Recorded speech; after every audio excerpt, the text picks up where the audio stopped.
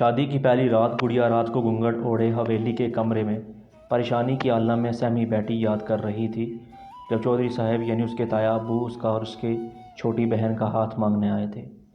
رشتوں کے سوال پہ اس کے ابو بولے تھے، نہیں بھائی، تو بہت امیر ہے اور میں غریب ہوں، اپنی بیٹیوں کا رشتہ تیرے دونوں بیٹوں سے کیسے کر سکتا ہوں، جبکہ میرے پاس عزت کے سوا کچھ نہیں، کبھی روکھی سوکھی مل گئی تو کھا لی، ورنہ ہم رات کو صبر شکر کر کے سو جاتے ہیں۔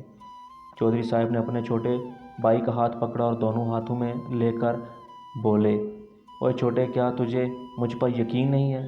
دیکھ، میں تیرا بھائی ہوں اور میں چاہتا ہوں ہماری رشتہ داری مزید پروان چڑھے، اور ویسے بھی میری کوئی بیٹی نہیں تھی، اس لیے میں نے ہمیشہ تیری بیٹیوں کو اپنی بیٹیاں سمجھا ہے۔ تو کیوں نہیں سمجھتا؟ مجھے ان سے پیاری اور تہذیب یافتہ بیٹیاں اور کہاں سے ملیں گی؟ چودھری کی دلیل پر گڑیا کا ابو بولا، بھائی تو میرے لیے باپ کی جگہ ہے، لیکن مجھے ڈر یہ ہے کہ میری غربت ہمارے پیار کی مٹھاس کو پھیکا کر دے گی، کیونکہ میرے پاس اپنی بیٹیوں کو دینے کے لیے عزت کی چادر کے سوا کچھ بھی نہیں۔ چودھری صاحب ناراض ہو گئے، میں تجھ سے بیٹیاں مانگنے آیا ہوں، دیکھ میں اپنی جھولی تیرے آگے پھیلاتا ہوں، مجھے خالی نہ موڑ، میں بڑے مان سے تیرے پاس آیا ہوں، میری عزت کی لاج رکھ۔ گڑیا کے ابو نے چودھری صاحب کو اٹھ کر گلے سے لگایا اور رونے لگے۔ روتے ہوئے بولا، بھائی مجھے شرم آتی ہے میں تجھے خالی ہاتھ لوٹا دوں، اس لیے میں اپنے دونوں جگر کے ٹکڑے تجھے دینے پر رضامند ہوں، لیکن خیال رکھنا ان کو کچھ ہوا تو میں جیتے جی مر جاؤں گا۔ دوسری طرف چودھرائن کے گھر صف ماتم بچھ گئی، کیونکہ وہ کبھی غریب سے ملنا جلنا اچھا نہیں سمجھتی تھی، لیکن چودھرائن کے حکم کو ٹالنا موت کو دعوت دینے جیسا تھا، اس لیے سادگی سے شادی کی رسومات ادا کر دی گئی۔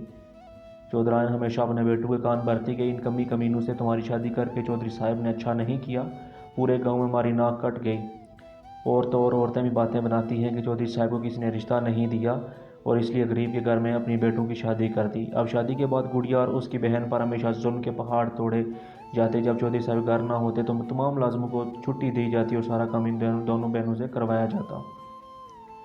شادی کے چند ہی مہینوں بعد گڑیا امید سے ہو گئی، دیکھتے دیکھتے اس کا ظلم بڑھتا رہا اور بچے کی پیدائش کا وقت آ گیا۔ گڑیا رات کو بہت زیادہ تکلیف میں تھی اور چلا رہی تھی، ماں مجھے اسپتال لے چلو، یہ درد مجھے مار ڈالے گا، مجھ سے یہ تکلیف برداشت نہیں ہوتی۔ چودھرائن روبدار آواز میں بولی، خبردار مجھے ماں بولا، زبان کھینچ لوں گی، حلق سے کلموں ہی کہیں گی۔ پھر ایک دم سے چودھرائن کے ذہن میں ایک خیال آیا، اس نے اپنے بڑے بیٹے کو بلایا اور بولا، اس کی چارپائی اٹھا کر جانوروں کے چارے والے کمرے میں ڈال دو اور باہر سے دروازہ بند کر دو، صبح تک خود ہی مر جائے گی، کیونکہ اس کا یہ پہلا بچہ ہونے کو ہے، اگر کوئی اس کی مدد نہیں کرے گا تو یہ زیادہ دیر تکلیف برداشت نہیں کر پائے گی، خود ہی مر جائے گی اور ہماری جان بھی چھوٹ جائے گی۔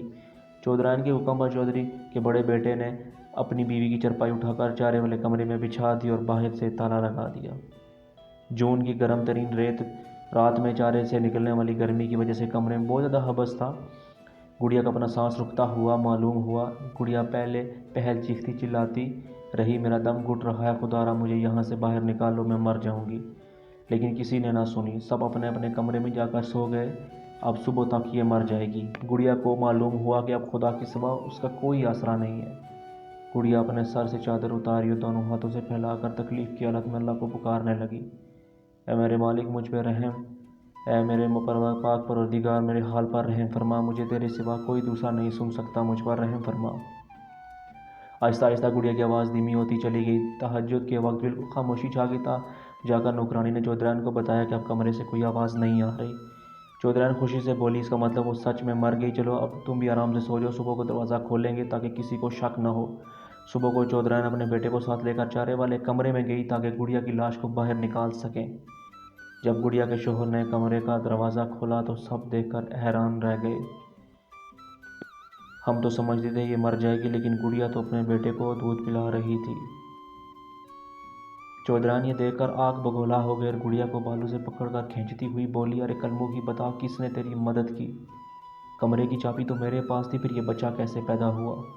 بتا اس کے پیٹ کا نڑوا کس نے کاٹا؟ بتاتی کیوں نہیں اس کو صاف کس نے کیا؟ چودھرائن کے سوال پر گڑیا مسکراتی ہوئی بولی، یہ میرا اور اللہ کا معاملہ ہے، بے شک وہ بہت ہی رحم کرنے والا ہے۔ گڑیا کے جواب پر گڑیا کا شوہر ایک دم سے آگے بڑھا اور چودھرائن کو گڑیا سے پارے دھکا دیتا ہوا بولا، ماں خبردار، اب گڑیا کو ہاتھ لگایا، کیا تجھے اب بھی سمجھ نہیں آتی کہ یہ معجزہ ہے اور اب بھی تو اللہ سے ڈر اور معافی مانگ؟ یہ کہتے ہوئے اس نے گڑیا کے سامنے ہاتھ جوڑ لیے اور کہتا، اللہ کے واسطے مجھے معاف کر دے، ماں کی باتوں میں آ کر بہک گیا تھا۔